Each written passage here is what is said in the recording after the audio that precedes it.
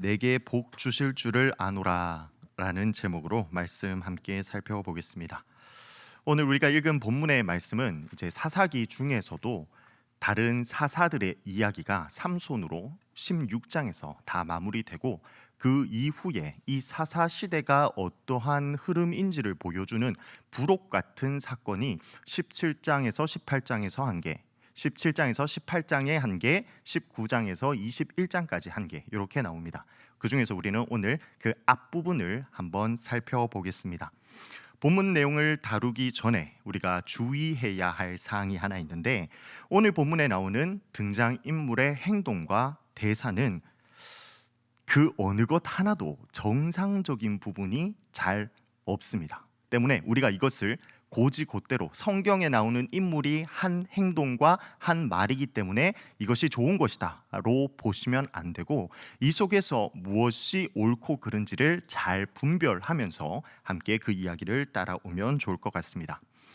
오늘 본문 가운데 등장하는 인물, 이 미가는 미카 혹은 미카예후라는 이름으로 이제 풀네임을 볼 수 있습니다. 이 의미는 여호와 같은 자 누구인가, 여호와 같은 자 누구인가라는 의미입니다. 여호와와 같은 분은 이 세상에 아무도 없다라고 하는 그 하나님의 위대함을 고백하는 이름이죠. 때문에 이 이름만 봤을 때는 이 사람이 아주 경건한 무슨 일을 하겠구나 하는 기대감이 드는데, 시작부터 아주 이상합니다. 미가의 어머니가 은 1100개를 도난당했습니다. 그래서 그 집안 모든 사람들이 들리도록 아마도 이 은 1100개를 가져간 사람을 향하여 저주를 선언했던 것 같습니다. 근데 이때에 은 1100개를 훔쳐간 사람은 다름이 아니라 바로 그 아들이었던 미가였습니다. 미가는 그 저주 소리를 듣고 두려워서 돈을 다시 어머니에게로 반납하기로 결심하며 어머니께 이렇게 고백합니다. 어머니께서 은 1100을 잃어버리셔서 그것에 대해 저주를 하셨는데, 어머니, 그 은이 제게 있습니다.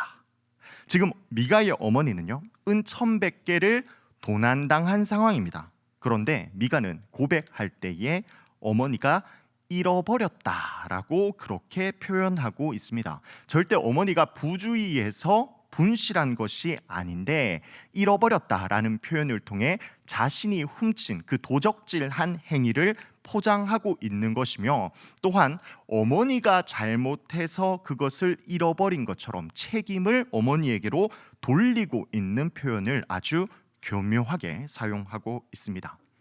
1100개, 이것이 어느 정도의 가치가 되는지 정확하게 그 단위가 기록되어 있지 않기 때문에 알 수는 없지만, 사사기에 보시면 이제 들릴라가 삼손을 블레셋 방백들에게 넘기는 그때에 블레셋 5방백들이 각 사람들이 이 들릴라에게 은 1100개를 약속합니다. 그러니까 한 세력에 의해서 받는 돈이기 때문에 이 은 1100개가 엄청나게 큰 금액이라는 사실은 우리가 유추할 수 있습니다. 한 집안 안에서 어머니와 자식 간의 도둑질이 일어나고 그 집안에 저주가 선포되며, 아들은 잘못을 뉘우쳐서가 아니라 저주가 너무나 무서워서 훔친 것을 다시 내놓는 아주 이상한 가정의 모습을 볼 수 있었습니다. 돈을 되찾은 어머님은 이제 믿음의 맹세를 합니다. 내 손에서 이 은을 여호와께 거룩히 드리노라. 돈이 되찾은 것을 기뻐서 하나님께 드리겠다라고 이렇게 선언을 하고 있는데, 구체적인 내용을 보면 이 선언이 아주 이상함을 발견할 수 있습니다. 3절 말씀 띄워주실까요?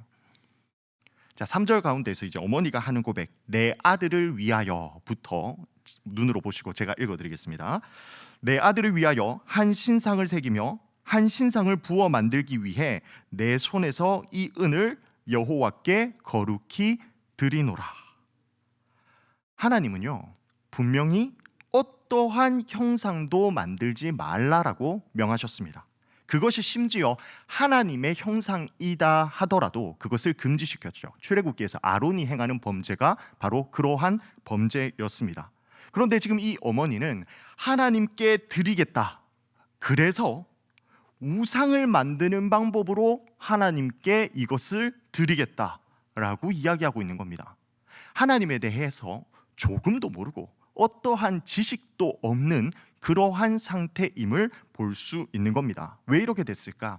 가나안을 둘러싸고 있는 이방 신들은 이렇게 숭배하고 신상을 만드는 방식으로 제사를 지내는 것을 좋아했기 때문에 이 주변 사람들이 좋아하는 방식이라면 하나님도 좋아하겠지 하면서 자기의 소견에 오른 대로 그렇게 하나님을 숭배하고자 했던 것입니다.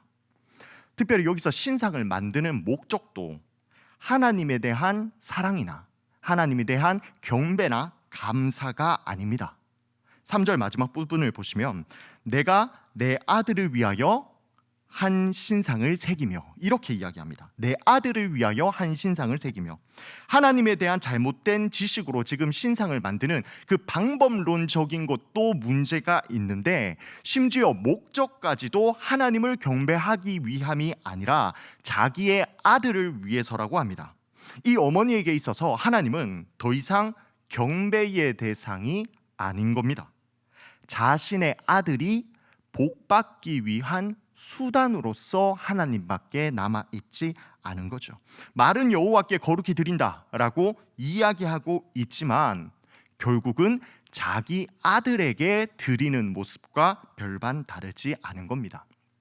지금 이 어머니는 신상을 만드는 것을 통하여 눈에 보이는 우상 숭배죄를 행하고 있고요. 또 하나님보다 다른 어떤 것을 더 사랑하는 것이 우리는 눈에 보이지 않는 우상 숭배를 하는 것이다 라고 배웠는데, 실제로 지금 이 어머니는 하나님보다 아들을 더 사랑함을 통해서 눈에 보이는 우상 숭배와 눈에 보이지 않는 우상 숭배를 모두 다 행하고 있는 것을 볼 수 있습니다.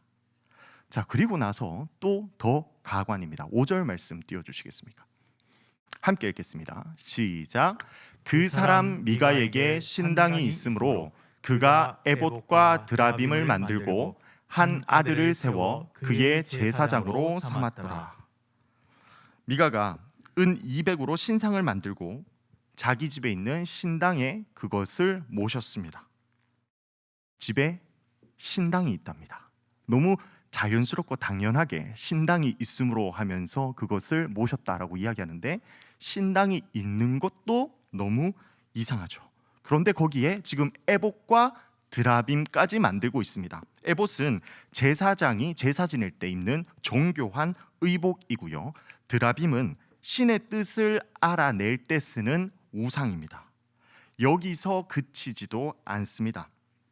신상과 에봇과 드라빔이 있어도 제사장이 없으면 이것들의 효력이 발휘하지 못한다라고 생각했던 것 같습니다. 그래서 자기 아들을 제사장으로 삼아버립니다.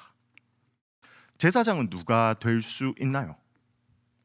레위인, 맞죠? 아무나 될 수 없습니다. 그런데 조금 더 정확하게 설명을 하면 레위 지파 사람들 중에서도 아론의 후손들만 제사장이 될 수 있습니다. 레위 지파 사람들은 다 성전에서 혹은 성막에서 봉사하는 일을 하면서 사는데, 그 중에서 제사장의 역할을 감당하는 것은 아론의 후손입니다. 그런데 미가는요, 에브라임 산지 사람입니다. 그러니까 에브라임 지파에 속한 사람일 것이고, 그의 아들은 또 당연히 에브라임 지파에 소속된 사람이겠죠. 그런데 우리가 알고 있는 그것과 상관없이 그냥 에브라임 사람을 제사장으로 삼아 버립니다. 이후에 이제 그렇게 제사장 삼아서 자기가 할 수 있는 그 가정에서의 여러 가지 우상 숭배를 행하고 있었는데, 오늘 본문 함께 읽었던 그 부분으로 들어가면서 이제 한 청년이 등장합니다. 유다 베들레헴에 거하던 레위 청년이었습니다. 그는 그곳을 떠나서 미가의 집에 도착하게 됩니다. 레위인이라고 하면 그 지역에 있는 사람들이 내는 11조를 통해서 생계를 유지해 갔는데, 아마도 베들레헴의 유다 지파 사람들이 11조를 잘 내지 않아서 생계가 어려워 그것을 떠난 것으로 신학자들은 추정하고 있습니다. 미가는 자신의 아들 그 제사장이 레위인이 아니라는 사실이 마음에 걸렸는지 레위인이 자기 집으로 오자 자기 집 제사장이 될 것을 제안합니다. 그러면서 돈으로 그를 꼬시죠. 레위인은 제안을 수락해 버립니다. 이방 종교로 빠질 위험이 있는 백성을 하나님의 율법과 말씀으로 올바르게 가르쳐야 할 레위인이 자신의 사리 사욕을 챙기기 위해서 물질을 제공하는 고용주에게 붙어서 그에게 복을 빌어주는 모습이 나옵니다. 지금 이 시대 가운데에서는 레위인마저도 물질로 인해서 한 개인의 제사장으로 전락한 모습이 드러나고 있는 겁니다. 자, 그리고 우리가 마지막으로 읽었던 17장 13절 말씀 함께 읽겠습니다. 시작. 이에 미가가 이르되 레위인이 내 제사장이 되었으니 이제 여호와께서 내게 복 주실 줄을 아노라 하니라. 아멘. 율법과 상관없이, 말씀과 상관없이 자기 생각에 신상과 에봇과 드라빔과 또 레위인으로 된 제사장까지 모두 다 세트로 갖췄기 때문에 하나님께서 자기에게 복을 주실 것이다, 이렇게 결론을 내립니다. 말씀에는 전혀 근거가 없는 말이고 자기 소견에 오른 대로 종교 행위를 하고 있는 부분이죠. 목적마저도 명확합니다. 자신이 복을 받기 위해서.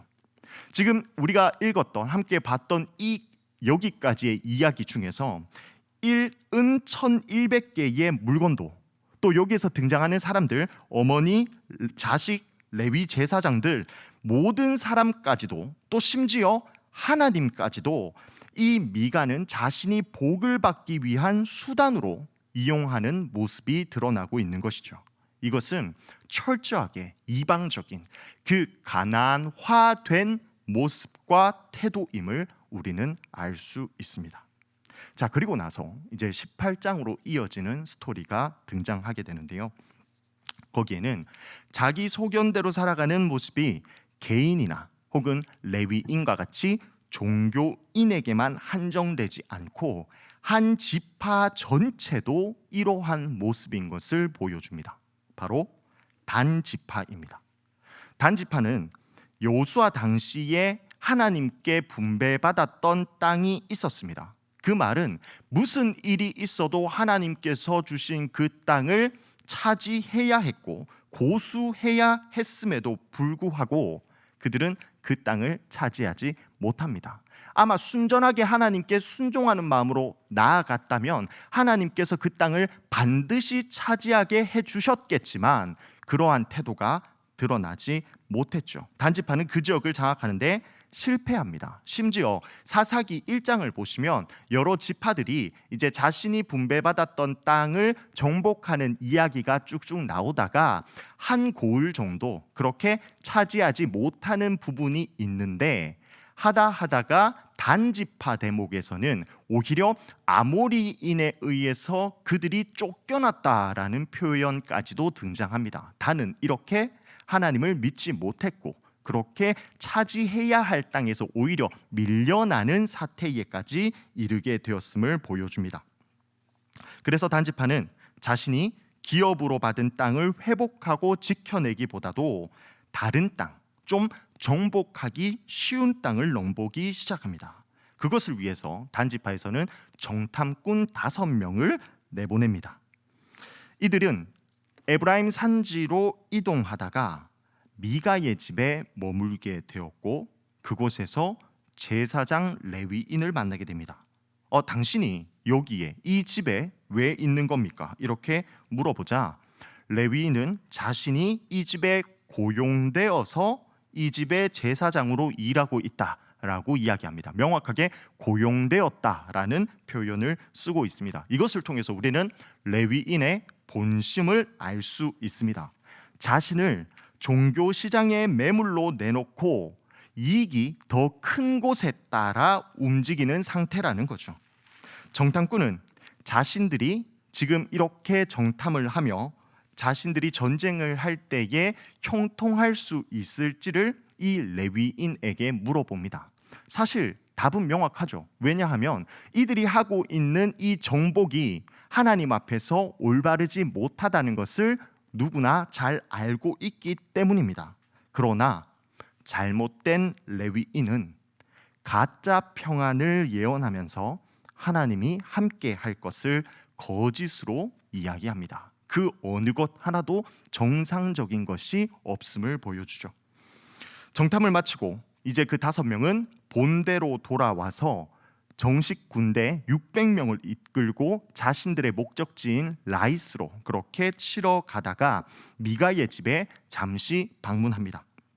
그때 이게 미가에게 문안을 하는데요. 이 문안을 한다라는 표현을 직역하면 그에게 평안을 물었다라는 표현입니다. 그가 평안한지 묻고 있는 겁니다. 처음 만났을 때 인사하는 것처럼 보일 수 있겠지만 그 이후에 나오는 그들의 행동을 보면 이렇게 평안을 묻는 것도 참 기가 찹니다. 왜냐하면 그들이 그리고 그 미가의 집에 들어가 신상과 에봇과 드라빔을 훔치기 때문입니다. 제사장이 지금 당신들 뭐 하는 겁니까? 라고 물어보자 당신 한 집의 제사장 하지 말고 한 지파의 제사장 되라고 그렇게 그를 꼬십니다. 레위인은 이미 고용인이죠. 고용인이라는 말은 더 좋은 조건을 제시하면 얼마든지 이동할 수 있다는 말입니다. 어떻게 보면 중소기업에 있다가 대기업에서 스카우트 제의를 하니까 이 레위인 입장에서는 옳다구나 하면서 넘어가는 상황인 거죠. 실제로 그는 마음에 기뻐하여 단지파로 들어가게 됩니다. 단지파는요, 그렇게 미가의 집에 있는 모든 것들, 그 종교와 관련된 모든 것들을 훔칩니다. 그러나 이것이 이 단지파가 물질에 눈이 멀어서 부자 되기 위해서 강탈한 것이 아니라 종교적 기구마저 빼앗는 그 모습을 봤을 때 폭력이 종교적 영역까지 뿌리 내렸다라는 그 시대상을 보여주는 것입니다. 미가는 너무 기가 막혀서 그렇게 단지파를 추격하기는 하지만 단지파의 강함 앞에서 그가 할 수 있는 것은 없음을 보고 결국 빈손으로 돌아오게 됩니다.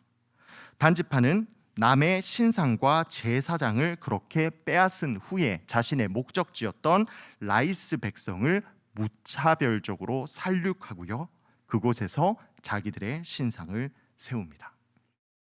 사사기는 이스라엘의 종교적 혼란이 이처럼 극에 달했음을 보여주는 책이기도 합니다. 이들이 섬기는 종교는 이제 가나안에 물들어서 혼합주의에 빠져 있고 제사장은 사꾼이 되어 있으며 도둑은 그것을 훔쳤다가 신상을 만드는 일이 벌어지고 지파 전체도 개인을 착취하는 모습을 보여줍니다. 그리고 여기서 이 이야기가 마무리되는 지점에 성경은 우리에게 재미있는 정보를 하나 알려줍니다.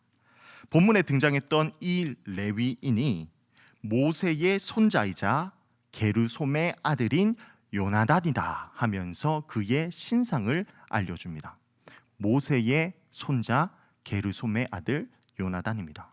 우리가 알고 있는 그 모세가 맞습니다. 그러니까 이스라엘에서 대표되는 리더십, 이스라엘 백성들이 가장 존경하는 리더십 중에 한 명인 이 모세의 혈통인 레위인이지만 지금 이 시대에서는 그도 올바른 레위인의 모습을 갖추지 못하고 있는 것을 우리에게 보여줍니다.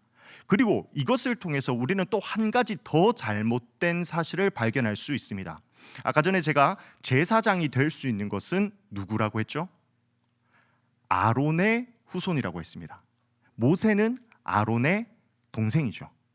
아론의 후손이 바로 지금 이 요나단 레위인입니다. 근데 아론의 자식이어야 합니다. 그 말은 모세의 자손인 이 요나단은 제사장의 역할을 감당할 수 없는 혈통인 거죠. 그런데 레위인이라는 그 보편적인 포괄적인 기준에서 지금 제사장으로 삼았는데 사실 그것마저도 틀렸다는 것을 우리는 확인할 수 있는 겁니다. 본문에는 그 누구도 양심적인 사람이 없습니다. 남에 대한 배려와 의리를 소중히 여기는 사람도 없고요. 언제든지 개인적인 이익을 위해서는 배신하고 폭력을 행사할 수 있는 기회주의자밖에 남아있지 않습니다. 이에 대하여 저자는 그 이유를 그때에는 이스라엘의 왕이 없으므로 이러한 사태가 되었다라는 것을 4번이나 반복하며 우리에게 알려줍니다. 그러나 지금 생각해보면 사실 사사시대에는 왕이 없는 것이 당연합니다. 왕정시대로 들어가기 전의 시대가 사사시대인데 왕이 없는 것이 당연하고, 그러면 왕이 없기 때문에 이러한 모습이 나타나야 하는 것인가 하는 의구심이 들죠. 그러나 이 시대에 과연 진짜 왕이 없었을까요? 그렇지 않습니다. 하나님께서 직접 이스라엘을 다스리시는 왕이었기 때문입니다. 그러나 이스라엘은 하나님을 왕으로 모시지 않았죠. 그래서 왕이 없다라고 그렇게 생각했고 자기가 자신의 왕이 되어서 자기 소견에 옳은 대로 행했던 겁니다. 만약 오늘 본문 가운데서 한 사람이 정신을 똑바로 차려 있었다면 이런 일이 일어나지 않았을 텐데 하는 아쉬움이 남는 인물 누구일까요? 물론 개인도 한 지파 전체도 다 같이 정신을 차려야겠지만 그 중에서도 특별히 말씀을 가진 이 레위인 한 사람이 올바르게 바로 서 있었다면 과연 이런 일이 일어났을까 하는 아쉬움이 남습니다. 왜냐하면 레위인이라는 정체성 자체가 바른 말씀을 세상에 가르치고 그대로 살아가는 것이 그들의 사명이기 때문입니다. 때문에 오늘 본문에서의 유일한 희망이다라고 이야기할 수 있었죠. 그러나 그가 세속화돼 버리고 나니 이 사사시대에는 아무런 희망도 없고 한없이 영적인 나락으로 떨어지는 모습을 우리는 확인할 수 있었습니다. 오늘날 시대도 어쩌면 이 사사시대와 아주 유사한 형태를 가지고 있습니다. 포스트 모더니즘 사회죠. 포스트 모더니즘을 한마디로 줄여서 이야기한다면 절대적인 것이 절대로 없다라고 주장하는 사회가 포스트 모더니즘 사회입니다. 각자의 생각을 존중하며, 여기까지는 되게 좋아 보이죠. 각자의 판단에 옳은 대로 살아가는 사회인 겁니다. 그래서 옳다 그르다의 기준은 없고 각자의 기준에 오르면 그것이 맞는 거고 그것을 서로 존중해 줘야 하는 다원주의적 사회가 바로 오늘날 우리가 이 시대를 살아가고 있는 포스트 모더니즘 사회입니다. 이 시대도 마치 왕 대신 하나님이 없는 것처럼 보입니다. 이때에 정신 차려야 할 이 레위인의 역할을 감당하는 사람은 누구일까요? 목회자. 맞죠? 분명히 목회자들은 바른 말씀으로 하나님의 바른 것들을 가르칠 수 있고 올바른 말씀을 전해야 할 것입니다. 그러나 이것이 100% 정답일 수는 없죠. 왜 그렇습니까?